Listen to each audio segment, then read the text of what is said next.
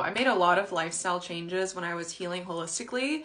I'm gonna do my best to run through everything as fast as I can. This is why I'm making a course for how I overcame lymphedema, because there's honestly just a lot, and I did a complete 180 with my lifestyle, and it took me several years to really ingrain these habits and this lifestyle into me because I was not healthy before. That's why I got sick. I didn't know all the things that I was supposed to be doing to take care of myself. So first and foremost, when you have any swelling or inflammation in your body, it's because you have an overburden of toxins and dehydration. So the things that were immediately accessible to me that I did first, and this is not in any particular order of like most importance, but just sharing my journey, I immediately changed my diet. No processed foods, like nothing. I was eating whole foods, plant-based diet, anti-inflammatory diet. That was number one. Number two, making sure I got enough rest and sleeping.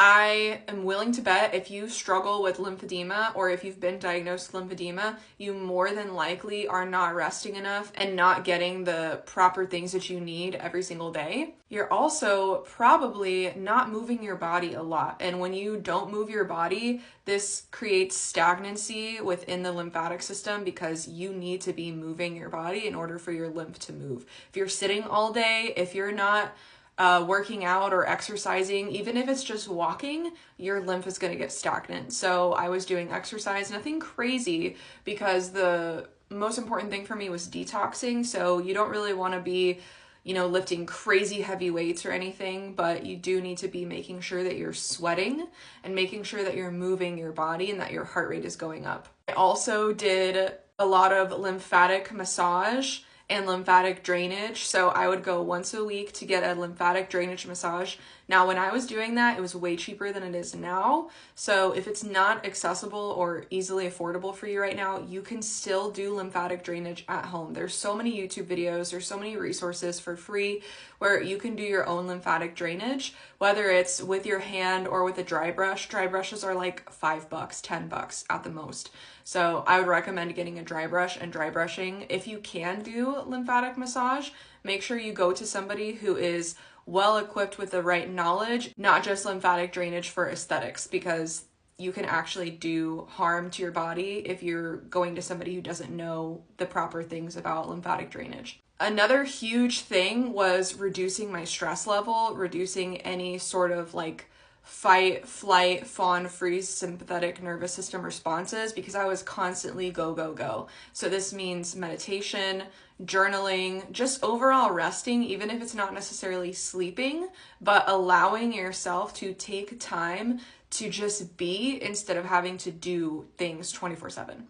And with the meditation, with the journaling, with the breath work, there's also a lot of emotional healing, because every single physical problem in the body stems from something that is emotional, that is under the surface. So you need to also be healing your emotional blockages or traumas or just anything that's happened in your life that could be contributing to that physical manifestation in your body. Also, going back to diet, I was juicing every single day, celery juice first thing on an empty stomach, and eating mostly raw until I transitioned to being high raw and then fully raw. So I really encourage an emphasis on raw fruits and raw vegetables and greens, and all of that's gonna help detox your body. Another huge thing that I wish I could have gotten this when I was first diagnosed immediately is the water that I drink now, electrolyzed reduced water, specifically medical grade electrolyzed reduced water. I know it's a bigger investment, but it's literally so worth it. It's worth way more than what you pay, especially because the machine lasts for decades. If you want more information specifically about the water, just comment or send me a message, because there's a lot to know. I just can't simply put all of the information here. But what you need to know if you have edema is that it stems from dehydration. So if you're not drinking the right kind of water, don't expect your body to be doing what it needs to do, especially if you have issues with inflammation. And then the last big thing that I'll say is mind over matter. The days where I would meditate and visualize no swelling in my body, perfect health, everything just moving the way that it's supposed to, and seeing myself as fully healed, those were the days I didn't have any issues with my body. The days that I was doubtful and that I thought, you know, maybe this won't work for me or whatever it is, that's when I had problems. So mind over matter is key, and that's why I say healing those emotional underlying wounds or just doing the inner work. And I know it might seem woo-woo, but it's really not, because everything is non-physical before it becomes physical. So a huge thing is mind over matter and making sure that you don't identify mentally with whatever the issue is. In this case, for me, it was lymphedema. So I changed my language. I stopped saying I have lymphedema, or my lymphedema is something that I would commonly say whenever people asked why I was wearing compression garments. So no more of that language, because when you're speaking it, it's getting ingrained in your brain every single time. So mind over matter, and that there's honestly like a lot of things that I could share.